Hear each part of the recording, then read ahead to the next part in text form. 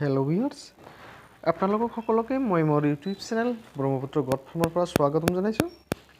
আপোনালোকৰ মাজলৈ আজি আহিলোঁ আৰু এটা সুন্দৰ ভিডিঅ' লৈ। আজিৰ ভিডিঅ'টোৰ উদ্দেশ্য হৈছে যে আপোনালোকে হয়তো কোনোবাই জানে, কোনোবাই নাজানে, মেক্সিমাম জানে এই ঘিনি গা যে আছে ছাগলীক, মেক্সিমাম ছাগলী, গৰু, ম'হ আদি খুৱাবলৈ যে ঘিনি প্ৰজাতিৰ ঘাঁহ আছে, সেই ঘাঁহ সম্পৰ্কে এটি ভিডিঅ'। আপোনালোকে ভিডিঅ'ত দেখা পাইছে এইটো হ'ল ঘিনি প্ৰজাতিৰ ঘাঁহ। এই ঘাঁহবিধ মোটামুটি ভাল প্ৰটিন থাকে ইয়াতে। আৰু এটা কথা যে বহুতে প্ৰটিনৰ মাত্ৰাটো কৈ থাকে যে 20%, 21%, 15%, 16%, এইটো প্ৰায় 20% মান থাকে। আৰু কথা হ'ল এইটো কথা সদায় মনত ৰাখিব যে ঘাঁহ যেতিয়া কোমল থাকে তেতিয়া তাত যিটো প্ৰটিনৰ মাত্ৰা সেইটো বেছি থাকে। যেতিয়া ঘাঁহটো ডাঠ হৈ যায়, মানে বেছি বয়স হৈ যায়, তেতিয়া কিন্তু ইয়াৰ যি প্ৰটিনৰ মাত্ৰা যথেষ্ট কমি যায়। যিকোনো বন্ধুসকল, আপোনালোকৰ মাজলৈ আজি এই ঘাঁহটোৰ পৰিচয় কৰাই দি আছোঁ যে ঘিনি ঘাঁহ। ভিডিঅ'ৰ মাজতে মই আৰু সৰু এটা ৰিকুৱেষ্ট কৰিছোঁ, যিসকলে মোৰ চেনেলটো এতিয়াও ছাবস্ক্ৰাইব কৰা নাই, কাইণ্ডলি ছাবস্ক্ৰাইব কৰিব।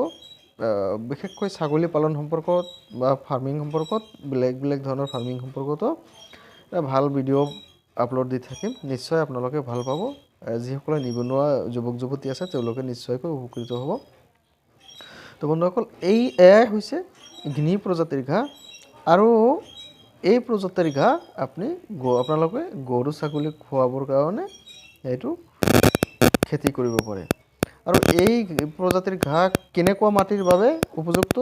যেনেকুৱা আপোনাৰ বালি মাটি, বালি মাটি, সেইবিলাক মাটিতো কিন্তু এইটো ঘাঁহ হ'ব। তাৰমানে য'ত মানে এনেই চন বন গজি থাকে তেনেকুৱা মাটিতো হয়। আৰু অসমৰ ক্ষেত্ৰত যেনেকুৱা মই দেখিছোঁ, ধেমাজি, লখিমপুৰ এইবিলাক জেগাৰ খবৰ মই জানো, তাত কিন্তু মাটি আছে, মাটিবিলাক সিমান সাৰুৱা নহয়। আকৌ বৰষুণ পুৰা হয়, কিন্তু তাত পানী জমা হৈ নাথাকে বা কেতিয়াবা অলপ চলপ থাকে। সেইবিলাক জেগাত কিন্তু আচলতে এই প্ৰজাতিৰ ঘাঁহটো বেছি ভালকৈ হ'ব বুলি মই ভাবোঁ আৰু দেখিছোঁ।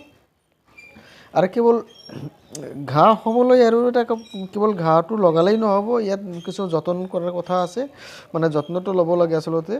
যি কি নহওক, এয়া দেখিছে আপোনালোকে, এইটো কিন্তু যিমান যত্ন লোৱা হোৱা নাই ঘাঁহটো, তথাপি মোটামুটি হৈছে আৰু একেবাৰে কমো হোৱা নাই, একেবাৰে বেছি হোৱা নাই। এইটো ঘাঁহ সাধাৰণতে কাটিং ৰোৱা হয়। কাটিঙৰ যিটো উপযুক্ত সময় সেয়া হৈছে ফেব্ৰুৱাৰী, মাৰ্চ, এপ্ৰিল, মে'। ইয়াতে লগাই দিব পাৰে আপোনালোকে, বা বৰ্ষণ যেতিয়া শেষ হৈ যায় তাৰ পাছতো আপোনালোকে কি কৰিব পাৰে। মুঠতে বৰ্তমান আজিৰ তাৰিখ হ'ল ফেব্ৰুৱাৰীৰ লাষ্টত, মানে ফেব্ৰুৱাৰীৰ লাষ্টৰ পৰাই আপোনালোকে এইটো কি কৰিব পাৰে, মাৰ্চ, এপ্ৰিল, মে', জুন, জুলাই, আগষ্ট তেতিয়াই লগাব পাৰে। মানে অতিমাত্ৰা বৰ্ষণ হ'লে আকৌ য'ত মানে বেছিকৈ পানী একেবাৰে ৰৈ থাকে, তাতে আকৌ এইটো ঘাঁহ সিমান উপযুক্ত নহয়। তো বন্ধুসকল, আপোনালোকে নিশ্চয় দেখা পালে ঘিনি প্ৰজাতিৰ ঘাঁহ। তো যিসকলৰ দৰকাৰ ঘাঁহটো ময়ো দিব পাৰিম। আপোনালোকে নিশ্চয় মেছেজত বা আপোনাৰ কি কৰিব, মানে তলত নম্বৰ দিয়া থাকিব, যোগাযোগ কৰিব। ধন্যবাদ আপোনালোক সকলোকে। যিসকলে চেনেলটো ছাবস্ক্ৰাইব কৰা নাই, কাইণ্ডলি ছাবস্ক্ৰাইব কৰিব। আকৌ ধন্যবাদ দি পেলাই ৰাখিছোঁ আজি।